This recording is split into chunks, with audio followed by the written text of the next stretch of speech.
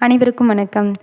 August 15ஆம் தேதியாகிய இன்று இரவு 9 மணியளவில் வெளியான முக்கியமான தமிழக அரசால் வெளியிடப்பட்ட 10 அறிவிப்புகளை இவ்வீடியோவில் காணலாம். வீடியோவை கடைசி வரை ஸ்கிப் செய்யாமல் பார்க்கவும். நமது சேனலை முதன்முறையாக பார்ப்பவராக இருப்பேன், சேனலை சப்ஸ்கிரைப் செய்து கொண்டு தினசரி நியூஸ்கள் உடனுக்குடன் அப்டேட்டாக பெற பக்கத்தில் உள்ள பெல்லைக்கினை கிளிக் செய்து கொள்ளுங்கள். வாங்க வீடியோக்குள்ளே போகலாம். முதல் அறிவிப்பு: விடுதலை போராட்ட வீரர்களுக்கான ஓய்வூதியம் உயர்வு. தமிழ்நாட்டில் விடுதலை போராட்ட வீரர்களுக்கு வழங்கப்பட்டு வரும் மாதாந்திர ஓய்வூதியம் 21,000 23,000 ரூபாயாக உயர்த்தப்படும் என்று முதலமைச்சர் ஜோசப் விஜய் அறிவித்துள்ளார். மேலும் விடுதலை போராட்ட தியாகிகளின் குடும்பத்தினருக்கு வழங்கப்படும் மாதாந்திர ஓய்வூதியம் 12,500 ரூபாய் உயர்த்தப்படும் என்றும் அறிவிக்கப்பட்டுள்ளது. இரண்டாவது அறிவிப்பு: நாட்டின் 80வது சுதந்திர தினத்தை முன்னிட்டு டெல்லி செங்கோட்டையில் பிரதமர் நரேந்திர மோடி தேசிய கொடியை ஏற்றி வைத்து நாட்டு மக்களுக்கு உரையாற்றினார். இந்த உரையில் இளைஞர்களை மையமாக கொண்டு பல்வேறு முக்கிய கருத்துக்களை வெளியாக்கியுள்ளார். மூன்றாவது அறிவிப்பு: காந்தி நினைவிடத்தில் பிரதமர் மோடி மரியாதை. சுதந்திர தின நிகழ்ச்சிகளுக்கு முன்னதாக டெல்லியில் உள்ள ராஜ்காட்டில் மகாத்மா காந்தி நினைவிடத்திற்கு பிரதமர் நரேந்திர மோடி சென்று மலர் தூவி மரியாதை செலுத்தினார். சுதந்திர போராட்ட வீரர்களின் தியாகத்தை நினைவுகூரும் வகையில் நடைபெற்ற இந்த நிகழ்வு சுதந்திர தினத்தின் முக்கிய நிகழ்வுகளில் ஒன்றாக அமைந்துள்ளது. நான்காவது அறிவிப்பு: தமிழ்நாட்டில் நடைபெற்ற சுதந்திர தின விழாவில் முதலமைச்சர் ஜோசப் விஜய் சென்னை புனித ஜார்ஜ் கோட்டை கொத்தளத்தில் முதல் முறையாக தேசிய கொடியை ஏற்றி வைத்து உரையாற்றினார். இந்த நிகழ்ச்சியில் ஊழலை ஒழிப்பது உண்மையான சுதந்திரத்தின் ஒரு பகுதியாகும் என்றும் ஊழலுக்கு எதிராக தனது அரசு கடுமையான நடவடிக்கைகளை மேற்கொள்ளும் என்றும் முதலமைச்சர் தெரிவித்துள்ளார். ஐந்தாவது அறிவிப்பு: தமிழகத்தில் மீண்டும் மழைக்கு வாய்ப்பு, வானிலை எச்சரிக்கை. தமிழகத்தில் தென்மேற்கு பருவமழையின் தாக்கம் தொடரும் நிலையில் மேற்கு தொடர்ச்சி மலைப்பகுதிகளில் மற்றும் வட கடலோர தமிழகத்தில் சில பகுதிகளில் மழைக்கு வாய்ப்பு இருப்பதாக வானிலை ஆய்வு மையம் எச்சரித்துள்ளது. இன்றும் சில இடங்களில் இடி, மின்னல் மற்றும் பலத்த காற்றுடன் லேசான முதல் மிதமான மழை பெய்ய வாய்ப்பு இருப்பதாக அறிவிக்கப்பட்டுள்ளது.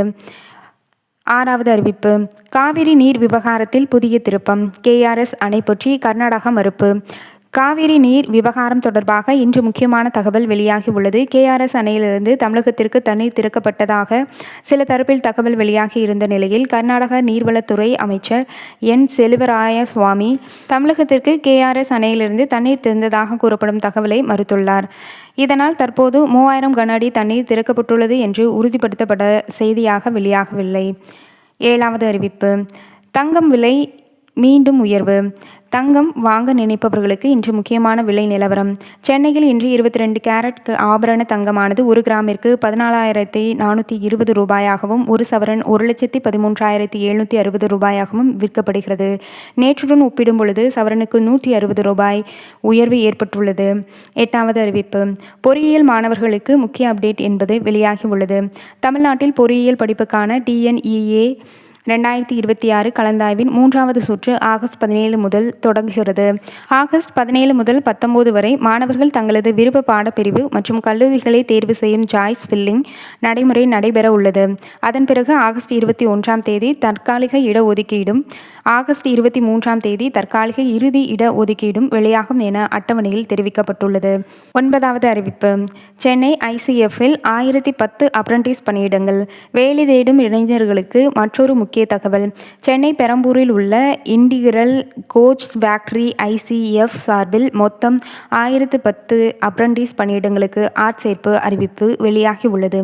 10ஆம் வகுப்பு, 12ஆம் வகுப்பு மற்றும் ITI படித்தவர்களுக்கு பல்வேறு பிரிவுகளில் வாய்ப்புகள் உள்ளன. வெல்டர், எலக்ட்ரீஷியன், மெஷினிஸ்ட், பெயிண்டர் உள்ளிட்ட பல்வேறு தொழிற்பயிற்சி பிரிவுகளில் இடங்கள் உள்ளதாக தெரிவிக்கப்பட்டுள்ளது. வயது வரம்பு மற்றும் தகுதி பிரிவை பொறுத்து மாறுபடும் நிலையில் விண்ணப்பிக்க கடைசி தேதி 7 செப்டம்பர் 2026 என தெரிவிக்கப்பட்டுள்ளது.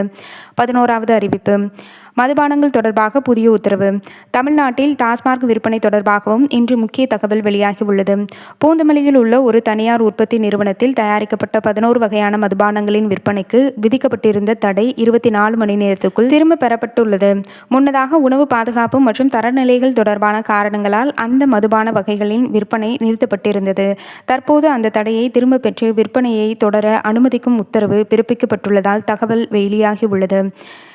நிறைவாக இன்று ஆகஸ்ட் 15ஆம் தேதி இரவு 9 மணி செய்திகள். முக்கியமாக தமிழ்நாட்டில் முன்னாள் படை வீரர்கள், விடுதலை போராட்ட வீரர்களுக்கான நிதியுதவி உயர்வு, முதலமைச்சர் விஜய் முதல் சுதந்திர தின கொடியேற்றம், தமிழக மழை நிலவரம், காவிரி நீர் விவகாரம், தங்கம் விலை உயர்வு, பொறியியல் கலந்தாய்வு, ICF வேலைவாய்ப்பு உள்ளிட்ட முக்கிய செய்திகள் வெளியாகி உள்ளன. கூடுதல் அறிவிப்பு: கரூர் சம்பவத்தில் உயிரிழந்தவர்களின் குடும்பத்தினருக்கு அரசு வேலை வழங்கும் தமிழக அரசின் நடவடிக்கைக்கு உச்சநீதிமன்ற தலையீடு வழிவகுத்துள்ளது என்பதும் இன்று வெளியாக உள்ளது. இத்துடன் இத்தகவல் முடிவடைகிறது. இத்தகவல் பயனுள்ள வகையில் இருந்தால் மறக்காமல் லைக் செய்து கீழே ஹைப் என்று காமித்தால் எல்லோ கலர் ஸ்டாரை ஹைப் செய்து விடுங்கள். நன்றி, வணக்கம்.